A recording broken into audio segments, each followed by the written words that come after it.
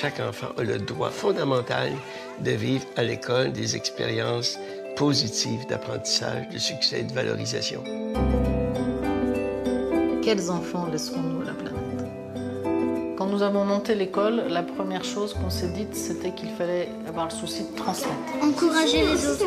Écouter quand quelqu'un dit quelque chose. Ça va être très utile dans le groupe. Pourquoi on fait cette charte et à quoi elle sert? C'est pour mieux s'entraider ensemble, coopérer.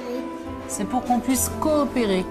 Éduquer, c'est définir le mode de vivre ensemble et en même temps ouvrir l'esprit. Qu'est-ce qui est le plus difficile en confrontation? On ne peut pas être humilié de se montrer moins fort que l'autre. Le fait d'entendre penser l'autre, de réfléchir en commun sur une même question, en fait, ça ouvre l'esprit et ça ouvre à la tolérance.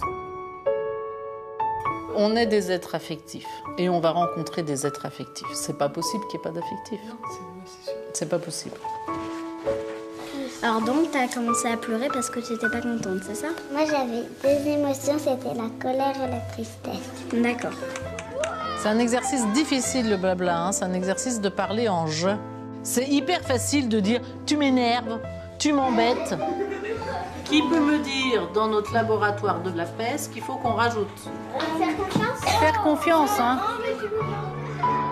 Semer de l'espérance, c'est notre boulot de parents. Et moi, je peux faire quelque chose où je suis cohérent dans ma vie, je suis en cohérence avec ce que je fais, ça me rend heureux. Ah, ça donne envie de grandir.